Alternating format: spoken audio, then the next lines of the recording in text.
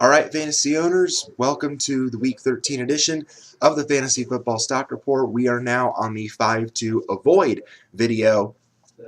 These are guys that you really want to kind of worry about this week, or maybe just think about sitting altogether this week because of really, really difficult matchups, or just the fact that they've kind of struggled for us lately, haven't been able to come through for us.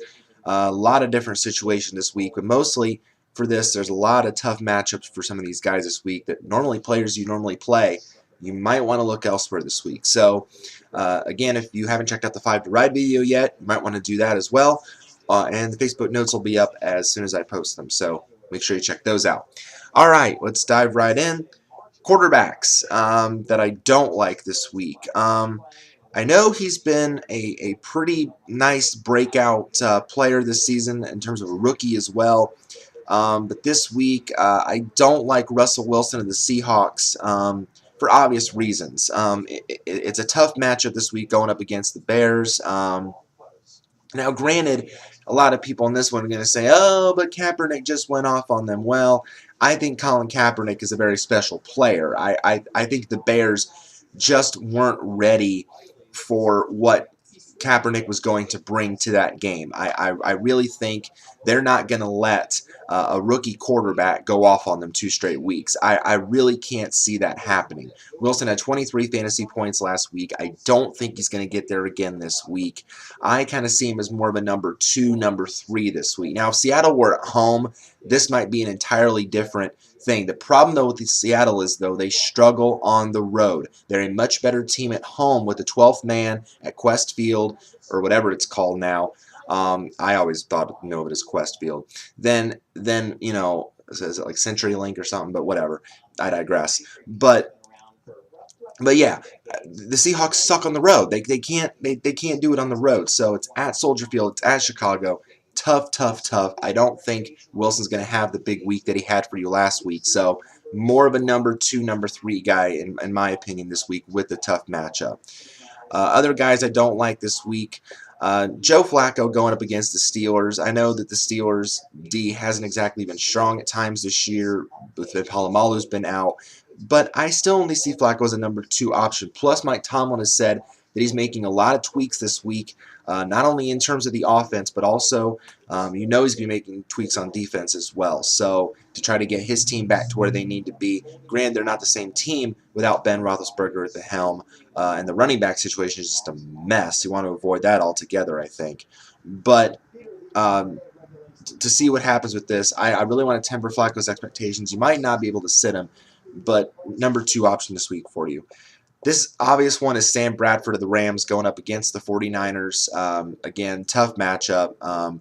He's more of a number 2, number 3 this week, although he might have to throw in this game because you're not going to be able to run on the Niners, obviously, because we saw what happened with Forte. Of course, he got hurt in that game against the Niners last week, and Michael Bush, granted, had a decent week but struggled. It's tough. So I would look elsewhere and avoid Sam Bradford. Ryan Tannehill of the Dolphins going up against the Pats.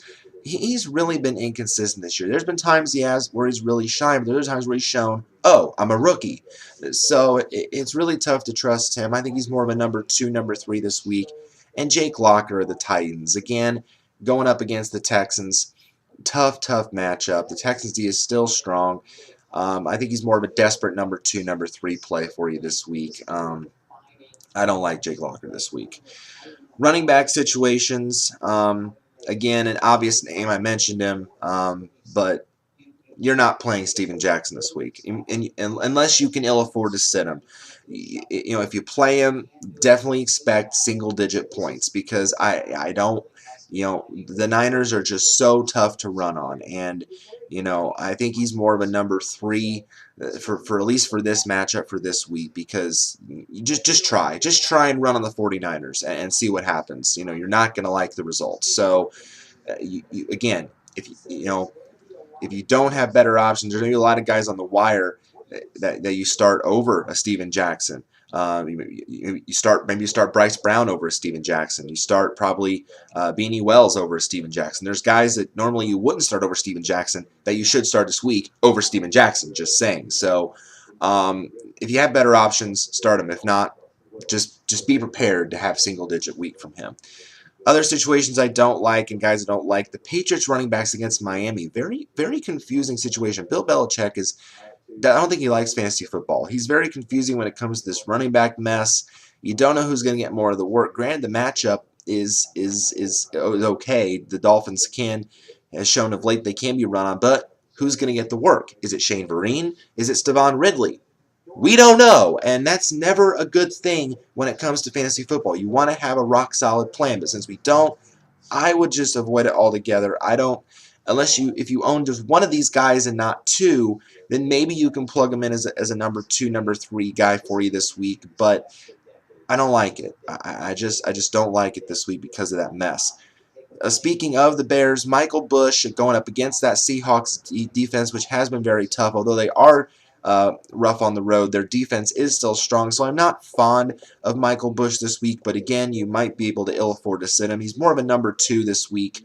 Matt Forte, as we all know, is probably going to be out with that ankle injury that he suffered again last week, so a lot of Bears injuries, by the way, last week. So, again, temper expectations on him.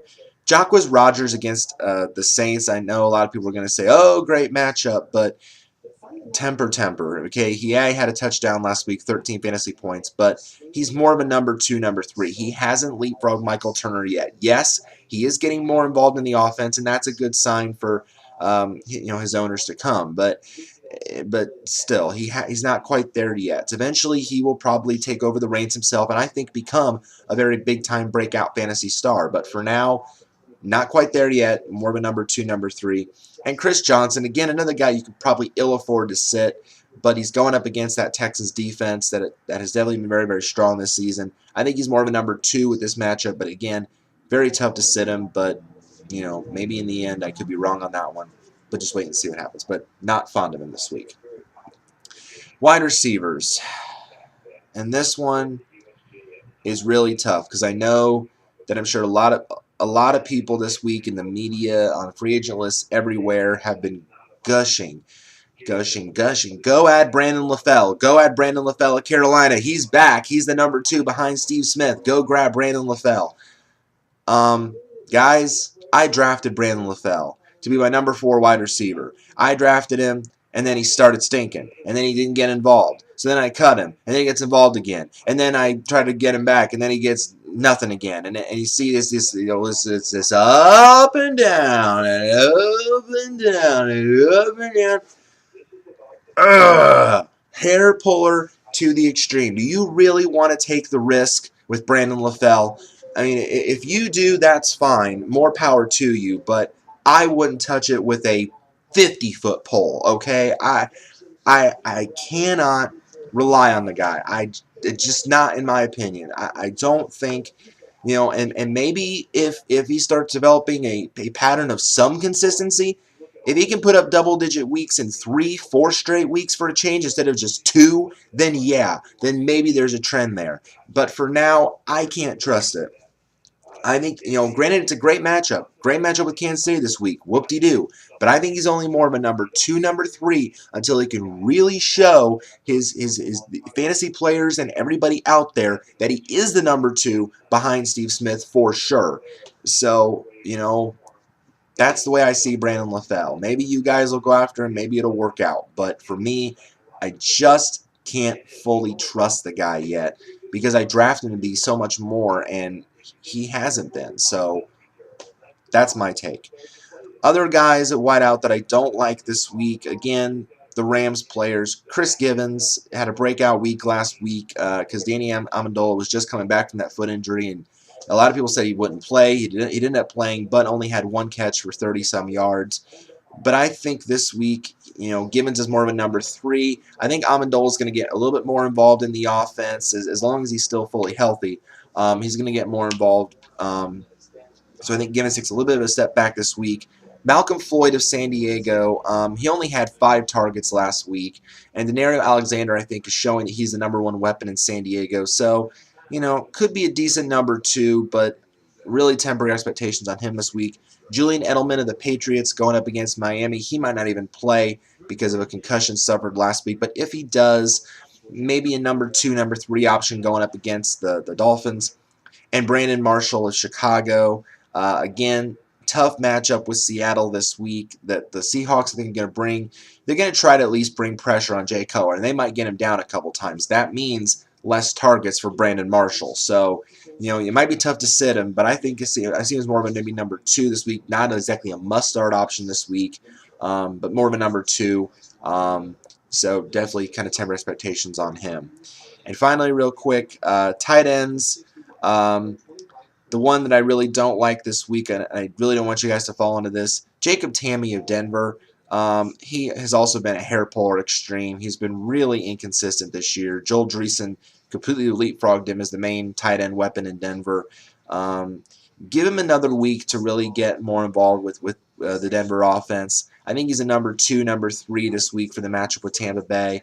But we'll see what happens. Dreesen had a donut last week. He did nothing. So I don't know what's going on there in Denver, if he just wasn't targeted as much or what happened. But so we'll wait and see what happens. But for now, give Tamme another week and treat him more of a number 2, number 3.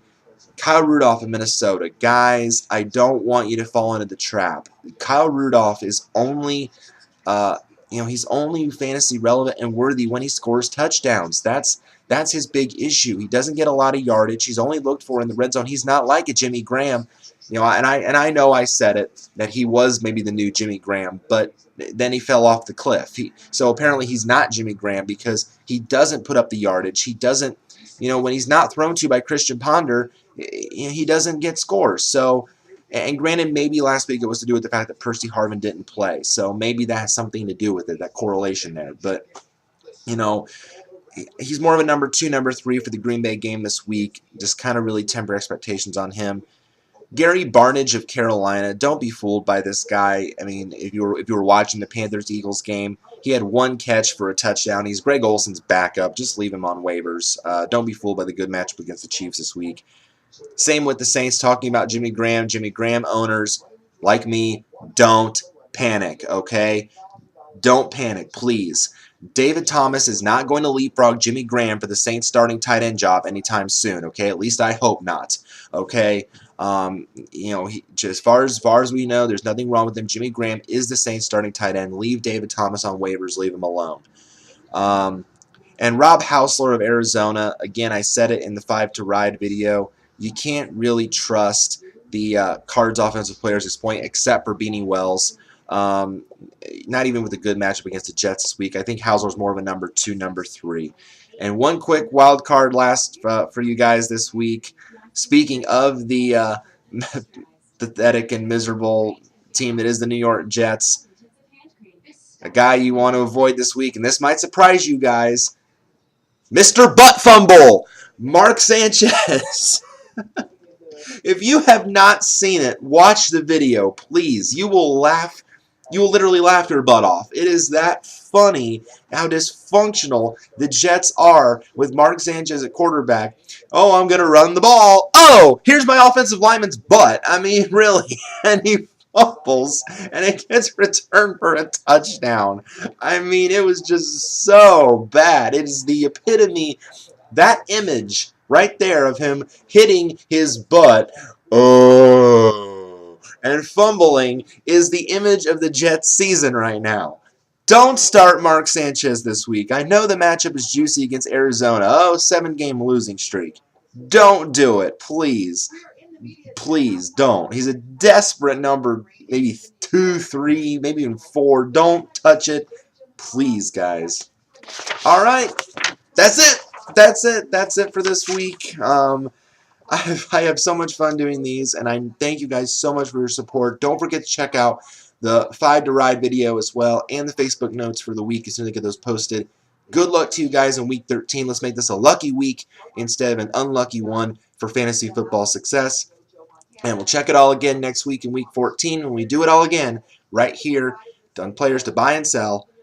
So there you go on the Fantasy Football Stock Report. Thanks, guys.